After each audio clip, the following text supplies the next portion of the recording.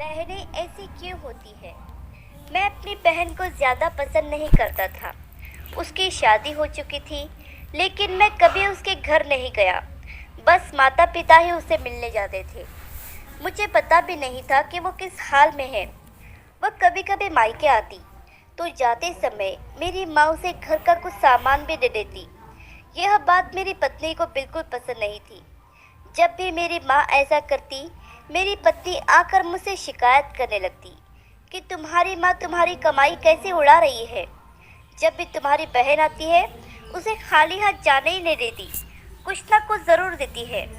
तुम अपनी माँ को बता दो, यह सब नहीं चलेगा। पत्नी की बातें सुन सुनकर मुझे भी गुस्सा आ गया।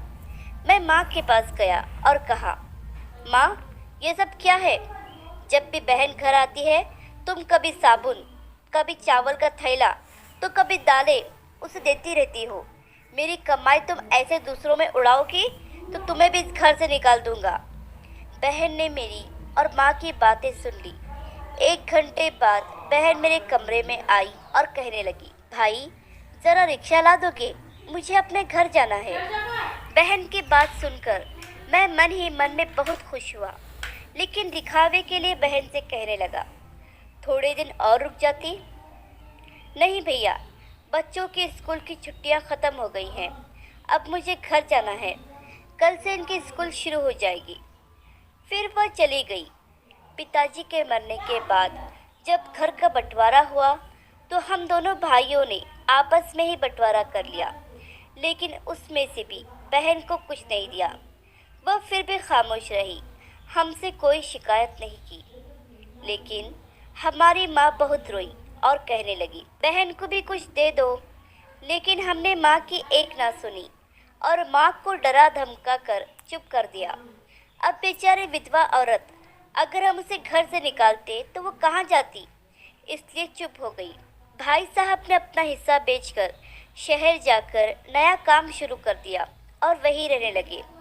हमने अपनी बहन के साथ जैसा व्यवहार किया था, उसकी सज़ा तो हमें मिलनी ही थी।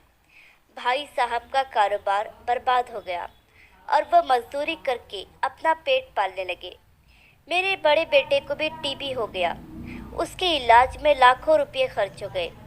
जो भी मेरे पास था, सब कुछ ख़त्म हो गया और मुझे कर्ज लेना पड़ा। हाल इतना बुरा हो गया कि खाने के लिए भी पैसे नहीं थे। घर में कुछ राशन भी नहीं था। मैं अपने कमरे में अकेला बैठा सोच में गुम था कि मेरी बहन घर आ गई। उसे देखते ही मेरी पत्नी ने कहा, आ गई मनहूस। बहन को देखकर मैं भी गुस्सा हो गया, लेकिन अपने गुस्से को दबा लिया। वह मेरे बच्चे के पास गई, उसे देखा और फिर मेरे पास आकर बैठ गई। मेरे भाई, क्या तुम परेशान हो? यह कहते हुए उसने मेरे सर पर हाथ फेरा। बड़ी बहन हो तुम्हारी, तुम मेरी गोद में खेले हो। अब देखो, अपनी बहन से भी बड़े हो गए हो कि अपनी बहन को कुछ नहीं बताते, अपना दुख भी नहीं बांटते। यह कहते हुए उसने अपने सोने के कंगन निकाले और मेरे हाथ में रख दिए। मेरे भाई, परेशान ना हो, यह कंगन बेच दो, अपने घर का राशन भर दो, अपने बच्चे का इलाज भी करा दो, और पैसों की ज़रूरत हो तो बेझिझक कह देना अपनी बहन से, मैं तुझे इस हाल में नहीं देख सकती। और हाँ, जाकर नाई से अपनी दाढ़ी भी बना लेना, देख कितनी बढ़ गई है।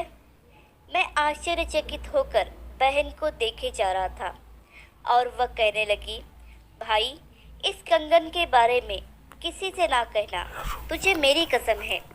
मेरे माथे को चूमा और कहने लगी, चल, अब चलती हूँ, तेरे जीजाजी और बच्चे आते ही होंगे, फिर आऊँगी।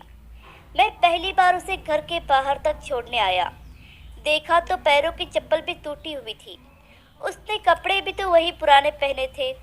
मैं बस उसे ही देखता रह गया।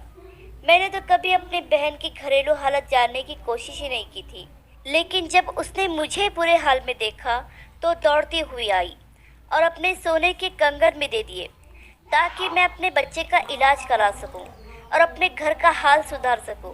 मैं सोचने लगा और मेरी आंखों से आंसू निकलने लगे कि हम भाई भी कितने मतलबी होते हैं, अपनी बहनों को पल भर में ही बेगाना कर देते हैं। और बहनें अपने भाइयों का ज़रा सा दुख भी बर्दाश्त नहीं कर पाती। मैं उसके कंकर अपने हाथों में पकड़कर ज़ोर ज़ोर से रोने लगा। दोस्तों, आपकी बहन अपने ससुराल में न जाने कितने दुख सह रही होगी। कुछ समय उसके पास बैठकर उसका हाल चाल जानने की कोशिश ज़रूर करें। मालिक सभी बहनों की झोली खुशियों से भर दे। आशा करती हूँ ये वीडियो आपको पसंद आया होगा। इस वीडियो पर आपकी क्या राय है हमें कमेंट करके ज़रूर बताइए।